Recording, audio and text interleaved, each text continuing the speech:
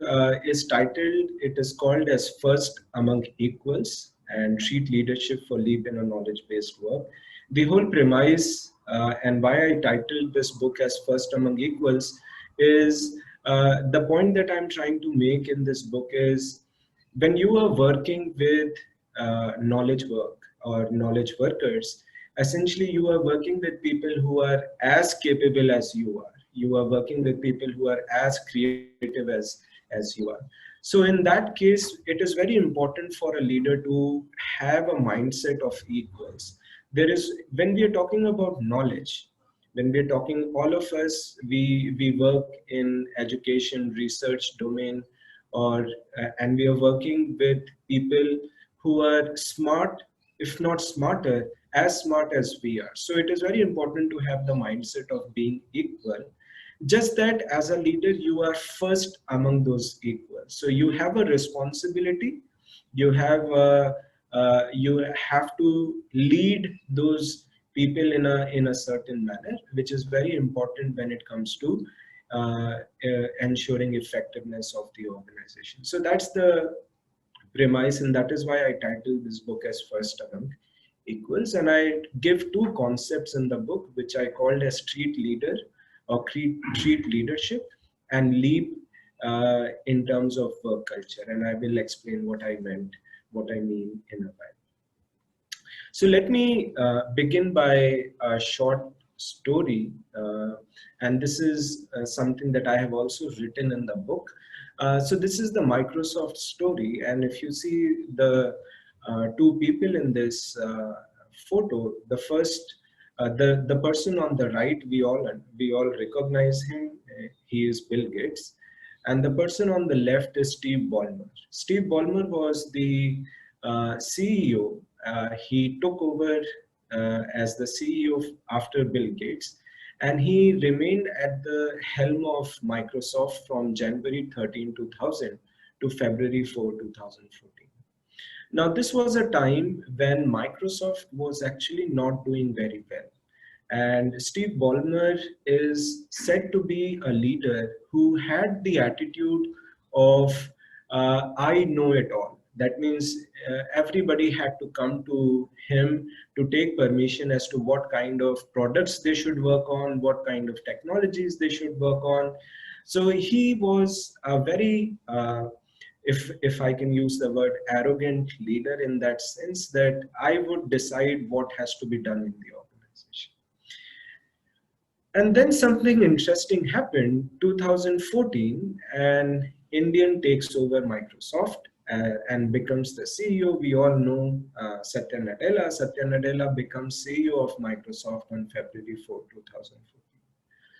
Now Satya comes into Microsoft and says, well, the person on the ground, you are the developers, you are the people on the ground, you know what technologies you are working on, and you should decide what kind of products or what kind of platforms you should be working on. So he, in absolute contrast to Steve Ballmer, he actually gave a lot of freedom to the developers and to the scientists, to the researchers who were working, to the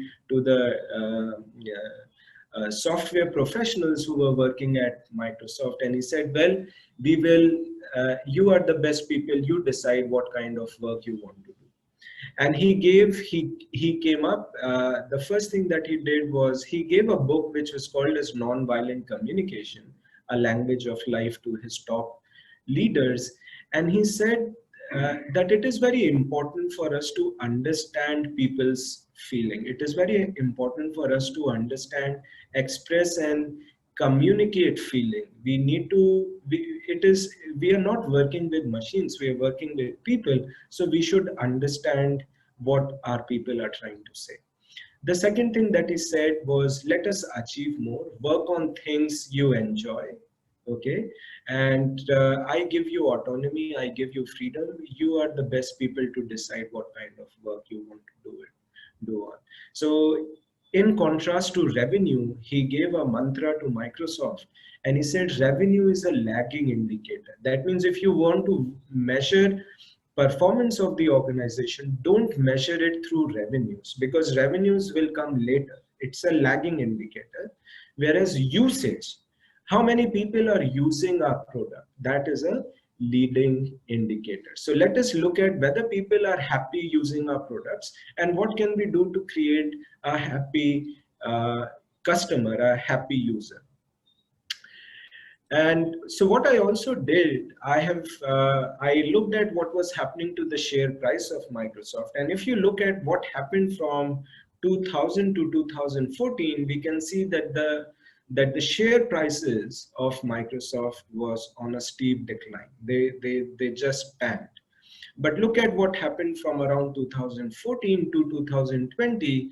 The share price, the stock prices of Microsoft is on an upward uh, trajectory.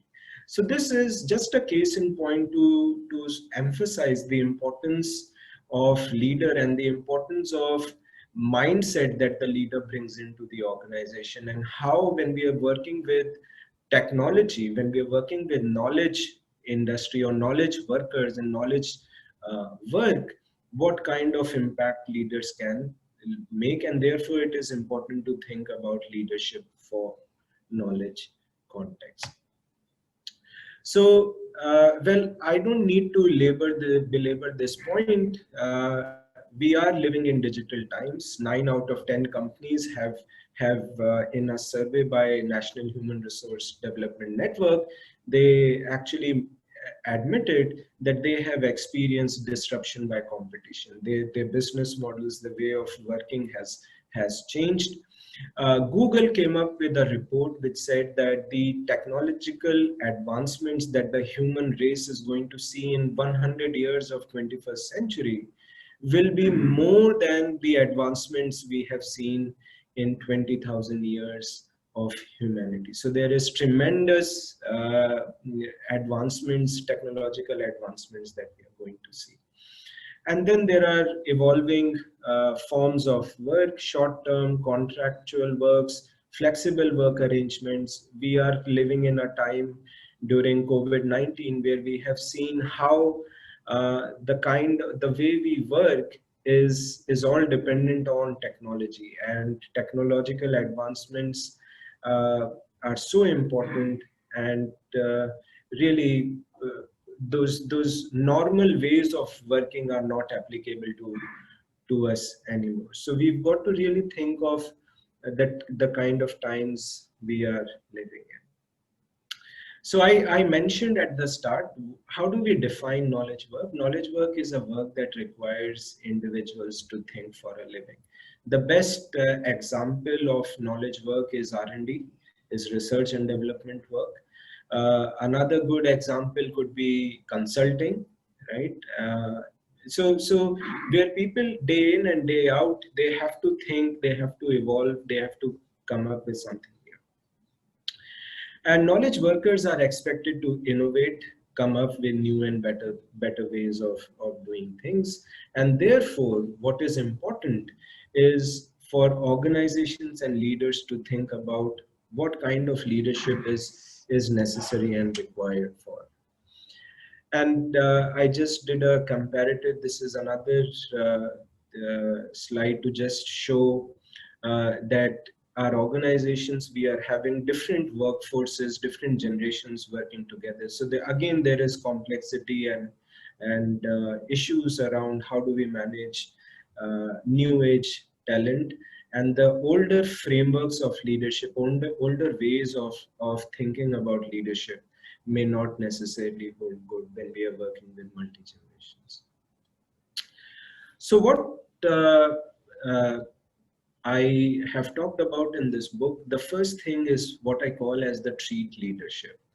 And treat leadership, it's an acronym that I have formulated, which is a combination of 5 aspects. T stands for task orientation, R stands for relation orientation, E stands for empowerment, A stands for authenticity, and the last T stands for teamwork and team building. So what we've got to do as leaders is we have to really think about how do we work with an empowered workforce, empowered people who are knowledge workers. how do we drive them to success, how do we make them effective, and so on.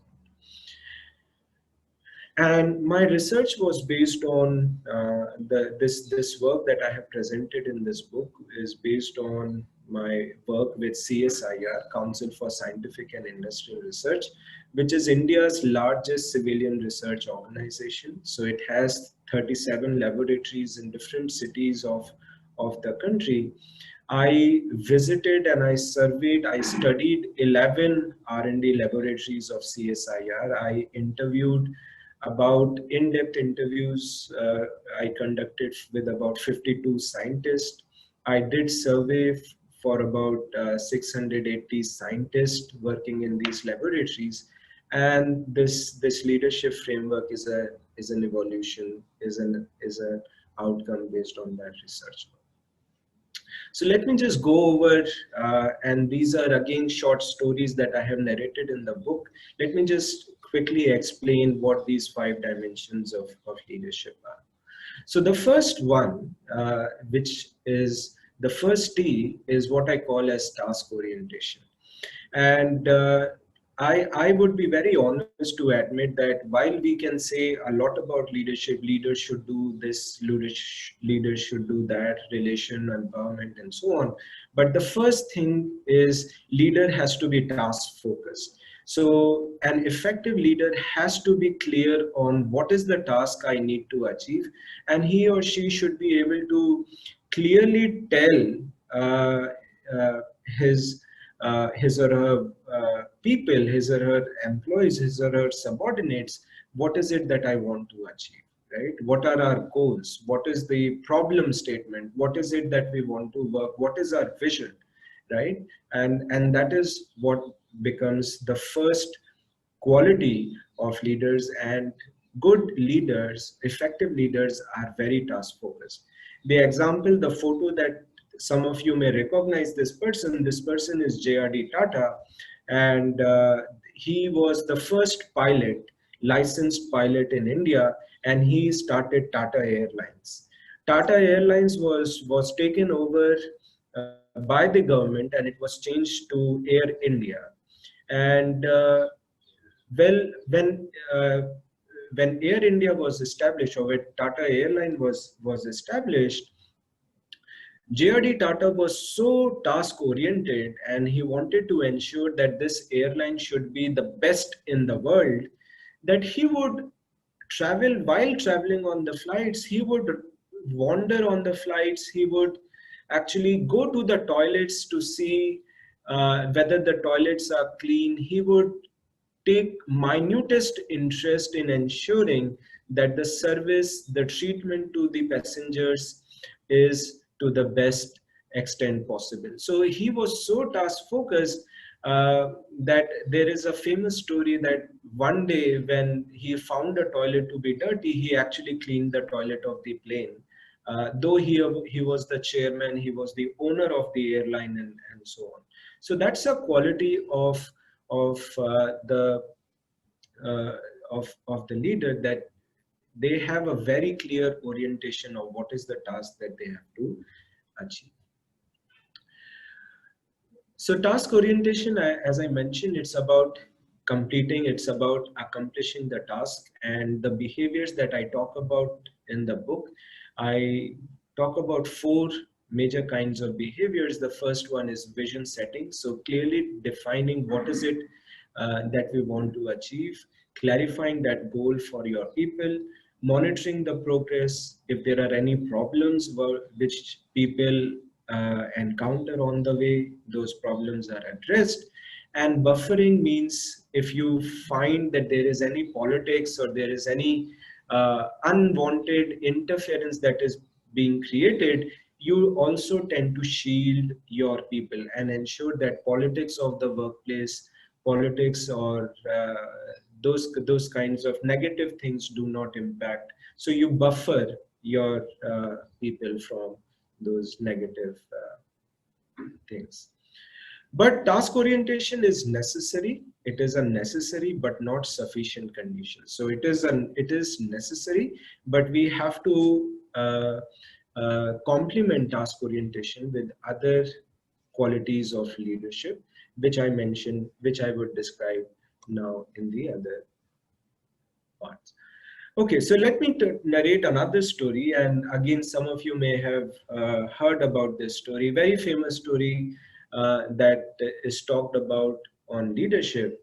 So, India actually joined the club of countries which could send its own satellites into space in about 1980.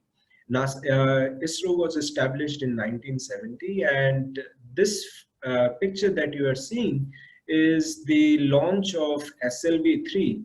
This was the first indigenous rocket that made an attempt to send an Indian satellite into orbit. The satellite was called as the Rohini satellite, and the rocket was called as SLV-3. And Dr. APJ Abdul Kalam, our ex-president, was the project in charge who was responsible for ensuring that this project completes. So after about quite a number of years of preparation, this launch, the first launch was planned on August 10, 1979. About 40 seconds before the launch, while the back counting for the launch was happening, the computer detected an error. The computer detected an error, and Dr. Kalam was immediately informed, and he had to make a choice whether to abort the launch or go ahead with the launch. So he consulted his scientist, and the scientist told that all the calculations are in place, so they should go ahead with the launch. So Dr. Kalam bypassed the computer and manually decided to launch the rocket. And what happened is 317 seconds into the launch, the rocket crashed and fell into Bay of Bengal. Now, Dr. Kalam was quite scared because there was a lot of media present waiting to hear from him as to what went wrong, because so much of investment, so much of energy was invested in this launch. Now, Professor Satish Dhawan, who is the other man in this photo, the person on the right is Dr. Kalam, person on the left is Professor Satish Dhawan. He was the chairman of ISRO at that time. So he goes up to Dr. Kalam and he says that let us go and address the media. And he addresses the media, and he does not allow Dr. Kalam to address. And he says, he as the chairman of ISRO, he says, these were his words. He said, "We failed, but I have a very good trust in my team that next time we will be succeeding for sure." So he talked to his team, and Dr. Kalam again worked on the project, and the launch, the first successful launch, they again tried, and on 18th July 1980, that is about 11 months after the failed attempt, the launch was attempted again, and India joined the Club of Nations in 1980, which can place satellites, indigenous satellites by themselves. Professor Satish Dhawan now congratulated Dr. Kalam and his team, and now asked Dr. Kalam to go and address the media. So he actually allowed Dr. Kalam to go and face the media and take the accolades that were being showered for the successful launch of the team. Now, why do I narrate this incident is very interesting. Dr. Kalam was a great man himself. He was Bharat Ratna. He became our president. But wherever Dr. Kalam went, and wherever he was asked to share his lessons on leadership, Dr. Kalam always remembered Professor Satish Dhawan. He said that the biggest lesson that I learned was from Professor Satish Dhawan, and the lesson was, when failure came, the leader took the responsibility But when success came, the leader happily passed it on to his team and subordinates. So his biggest lesson came from someone who had actually allowed him to take the accolade, but he would never forget that kind incident. And that is the importance of the other aspect of the treat model. And the first bit that I talk about is what we call as relation orientation, which is you are not just as a leader, you've got to also focus on relationships. You've also got to focus on the development of your subordinates. And this relation orientation is built on open two-way communication, where people can talk to each other. You, as a leader, you think about how do we inspire our people, how do we support, and how do we recognize their behaviors, their achievements, their efforts. The next bit of treat is empowering. Again, the example of Dr. Kalam and Professor Dhawan, which talks about empowering, allowing, giving people the freedom, giving them, backing their efforts, allowing them to make use of their talent, and tackling the problems in the way they like. So empowering behavior consists of consulting and delegation. Consulting is when you actually take advice of your colleagues, of your subordinates when doing work, and delegating is when you actually allow your subordinates to take responsibility for the work that has to be done.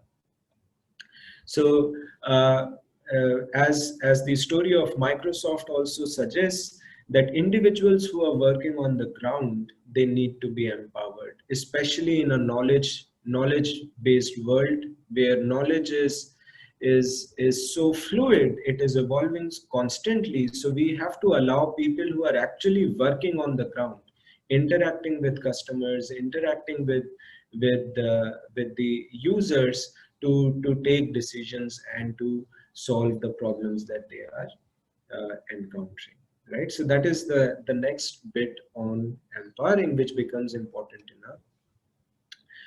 The next story, which again I would like to just mention quickly here, is some of you may recognize this was a very popular picture that had come up. This is picture of uh, uh, Manohar Parrikar, who passed away recently. He was the CEM, Chief Minister of Goa. He was a graduate from IIT Bombay, and he served as Chief Minister of Goa from 2000 to 2005, and then again 2012-14, and he also served as our Union Defense Minister. Now this photo is actually, he was fighting cancer, and you can see there is a tube inserted in his nose, which was used to send medicines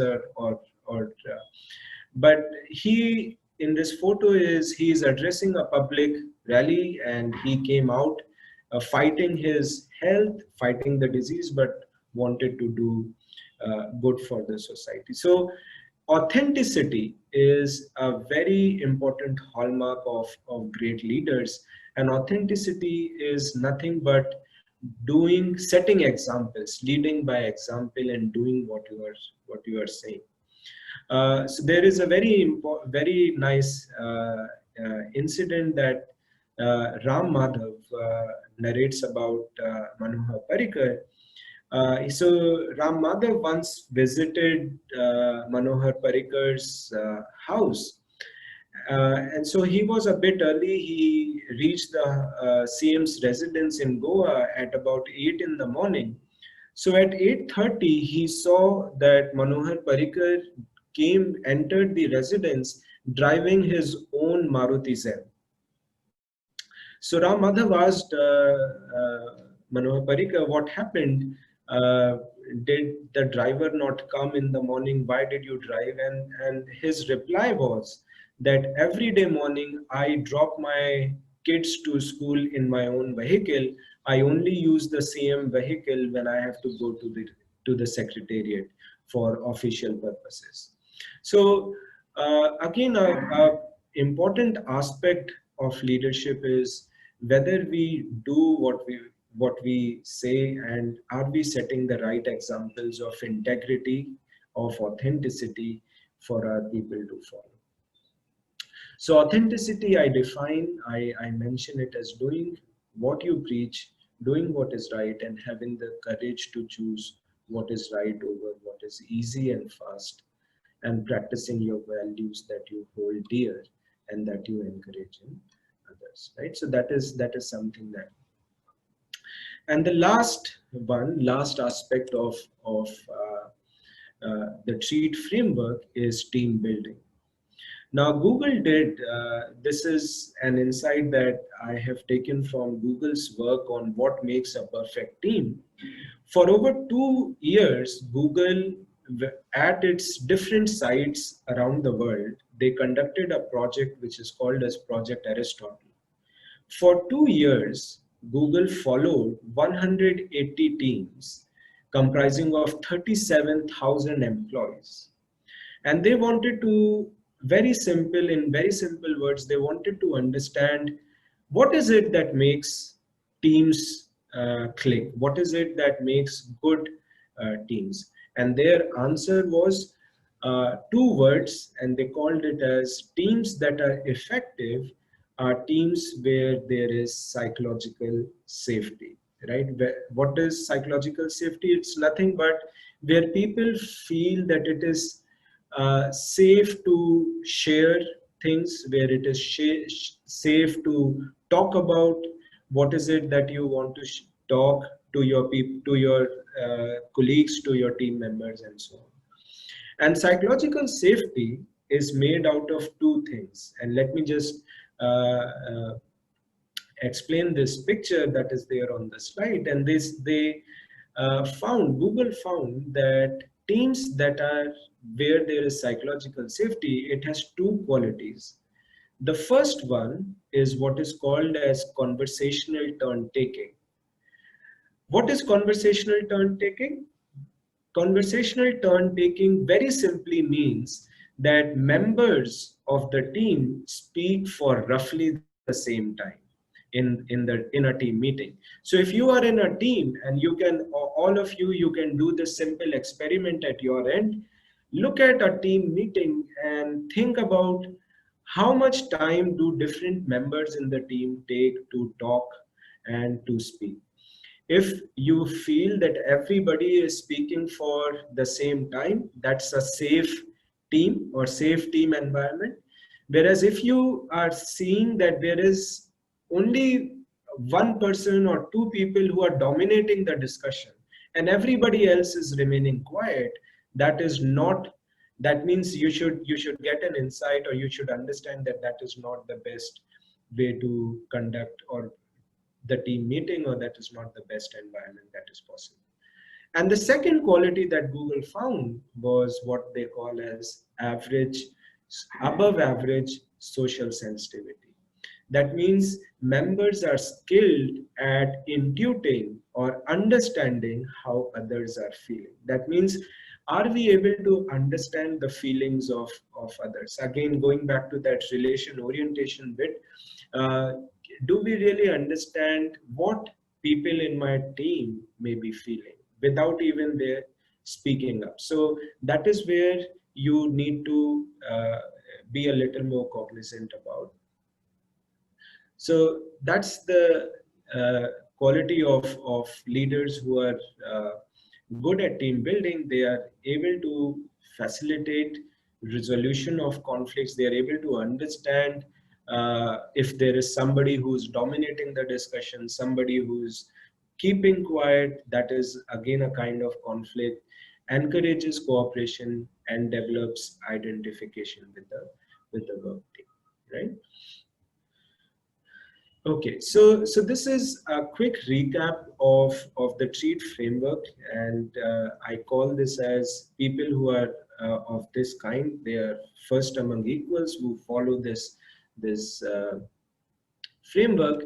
And if you have a TREAT leader, then subordinates feel that they have been treated well by their leaders. That means if there is a person who is able to follow this or show this kind of behavior, then subordinates will believe that they have been treated well, and such leadership is a treat to watch, and when displayed at workplace is likely to produce great results. That is the quality of.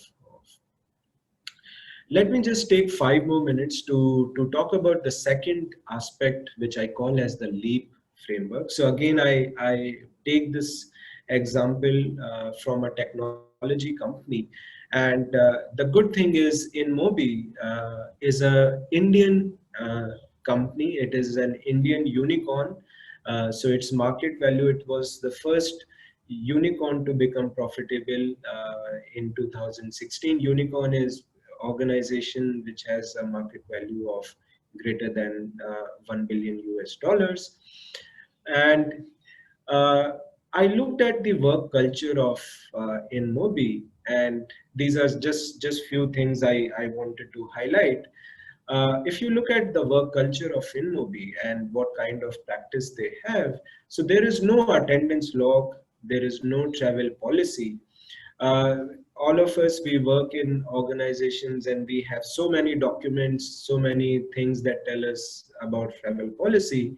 At InMobi, they have a one sentence travel policy which says spend company's money like it's your own.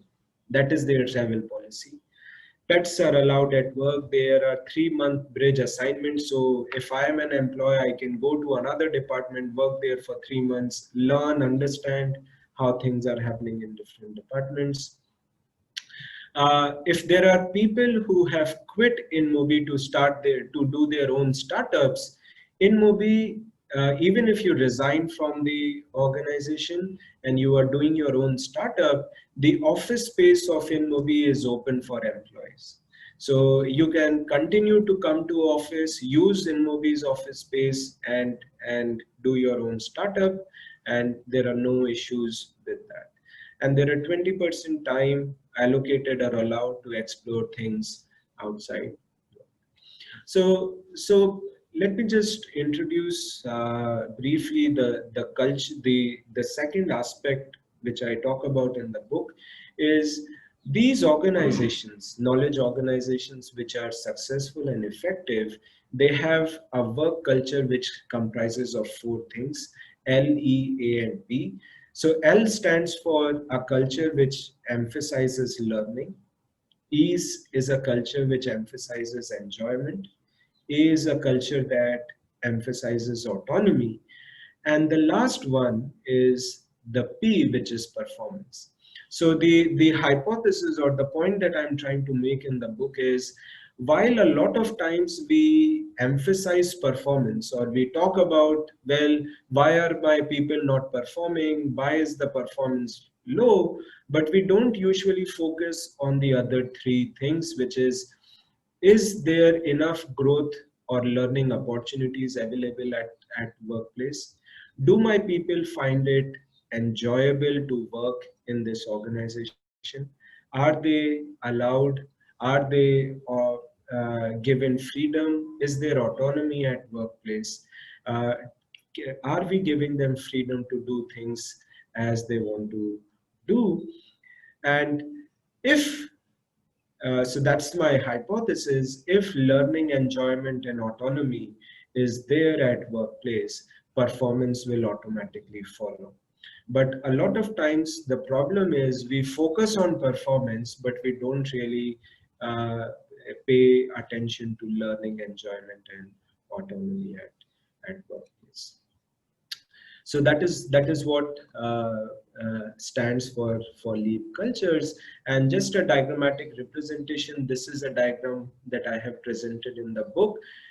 So learning at workplace is impacted by task orientation. So a leader who is focused at work is willing to solve problems, willing to guide people at work. Authenticity, again, leaders who are leading by example, showing it through their hard work. And team building. So there is also a lot of learning that happens through team members. All these 3 aspects, task orientation, authenticity, and team building, can positively impact learning at workplace. which would eventually drive performance. Relation orientation, that is being supportive, facilitative, encouraging. Authenticity, again, doing what you are saying. So again, it sort of reflects in the kind of importance you give to feelings and relationships. And again, team building. So if you have good team members, you find it as an enjoyable workplace.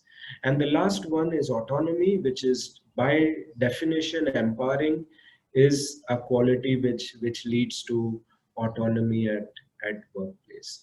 And so treat for leave, this is the mantra that I want to leave you with. That means you've got to treat people well in order to enable leap in workplace. So we've got to, as leaders, as members of teams, as members of organizations, we've got to treat our people well in order to enable leap at workplace. I think I will stop here.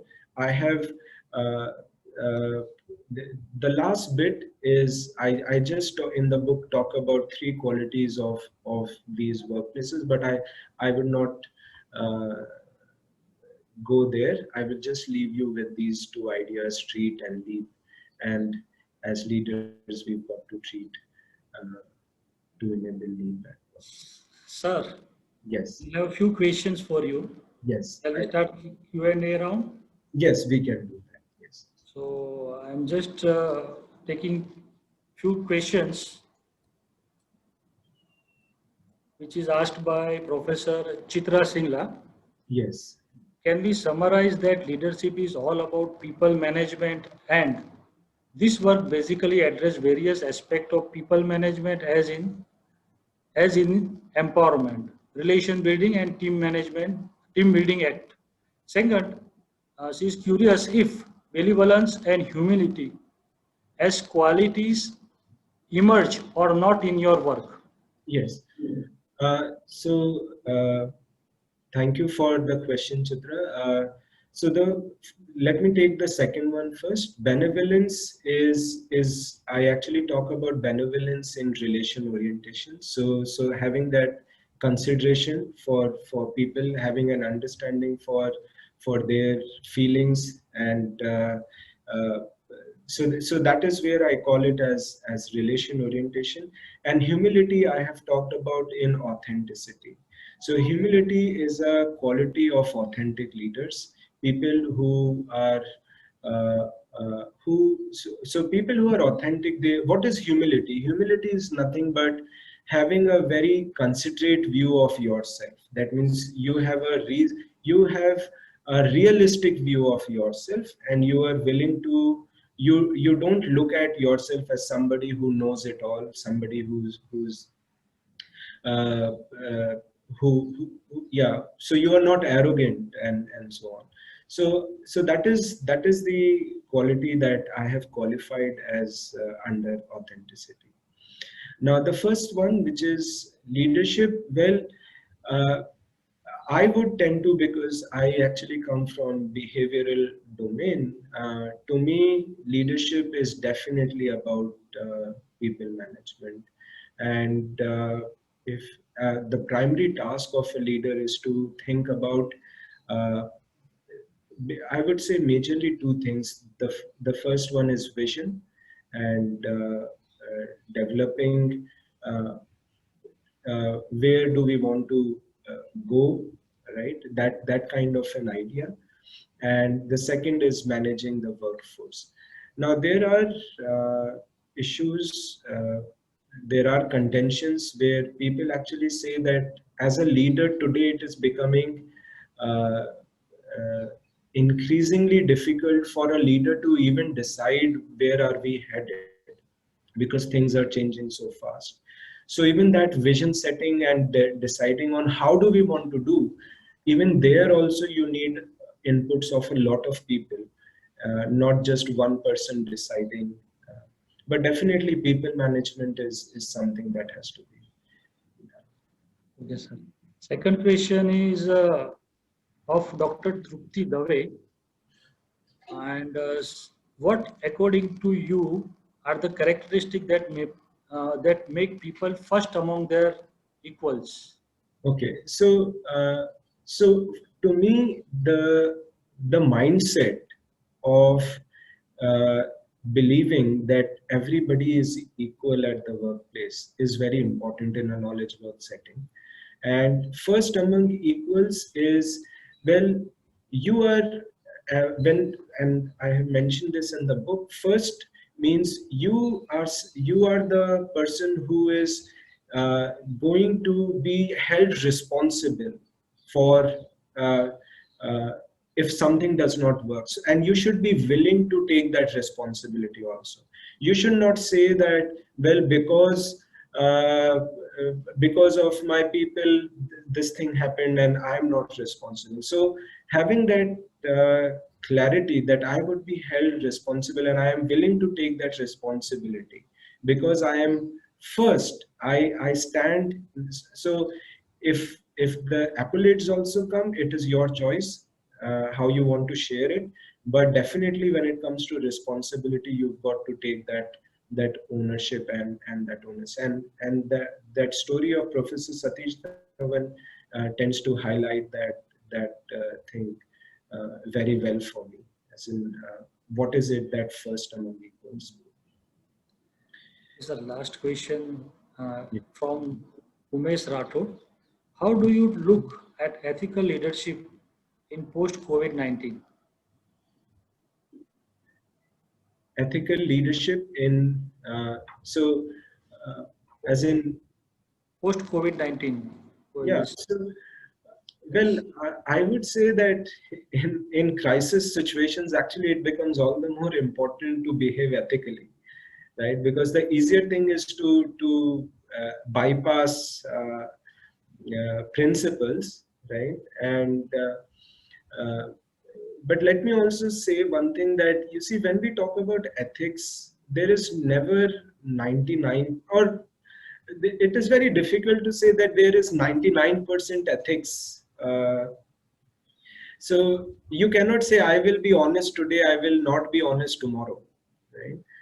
So if you are honest, you have to try and ensure that you are honest or you are doing things according to the principles or your values uh, uh, as many times as possible, or all the times that is possible, right? Unless it is you have no other choice, right? So I would actually say that in crisis, it is all the more necessary to behave ethically and to set the right examples.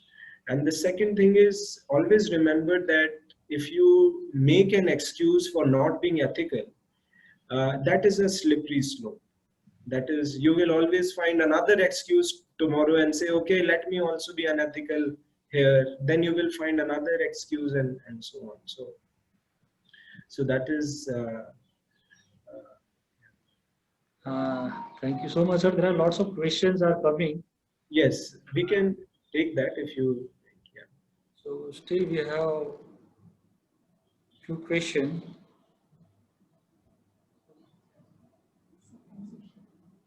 Okay, So, so let me, one of the question from Diljit Kaur. hmm. Sir, have you come across any leadership trait in educational institution, especially government institutions or universities? Uh, so that's a good question. So Professor Satish Dhawan actually came from IISc.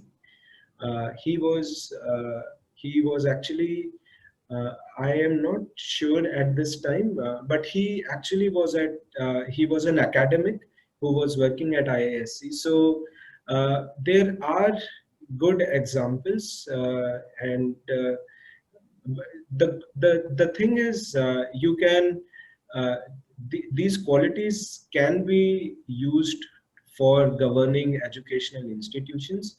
So short answer to that is yes, Professor Satish Dhawan was actually working at an educational institution. uh, yeah. Okay, sir. So shall we conclude that think. Yes. So yeah, I think I would be very happy to take your questions. You can write to me at vishal@ima.ac.in, and I will be happy to respond uh, to your Okay, sir. questions. Thank you. So thank you so much, Professor Vishal Gupta, for sharing your valuable time and reviewing your latest book, which is very in-depth and informative for all our joinees. So I say thank you so much, sir. Yeah. Can I just, Viral, can I just take one question because I think that is important Yeah, and please, sir, because there are. so Apurva is asking, most of these stories that you told were from top leadership perspective, where most corporate culture trickles down from CEO, owner, and aren't these traits specifically suited for only the top leadership and not the middle managers? So actually, I would say, Apurva, that all of these things that I'm trying to write, and I have mentioned, I have given quotes from various scientists whom I interviewed during this work. Actually, these are things that are applicable to even middle and uh, uh, uh, leaders at different levels in the organization. So, for example, task orientation, relation orientation. See, in an organization, everybody is a leader as well as a follower. I think this is something that we've got to understand and remember. While I am leading my team, I am also a follower because I am subordinate to a leader who is above me. So I am leader as well as a follower. And one of the things that we've got to remember is uh, what differentiates good people from bad people or good leaders from not so good leaders is uh, good leaders are individuals who decide to say that, well, I do not like something about my leader, but I will ensure that I will be a different leader for my subordinates. So I will change, I will do things differently for my people, because you cannot change your bosses. That is a very difficult thing in organizations. It is not possible. But what you can definitely do is you can change yourself. So all these things, task, relation, empowerment, autonomy, authenticity, and team, you can actually do it at your level, whichever level you are in, because you are a leader for people below you, and you are also a follower, and you are following people above. And what to do when these traits are not in sync with those of top leaders? Well, that's a uh, $1 million question, and I just mentioned we cannot change our bosses.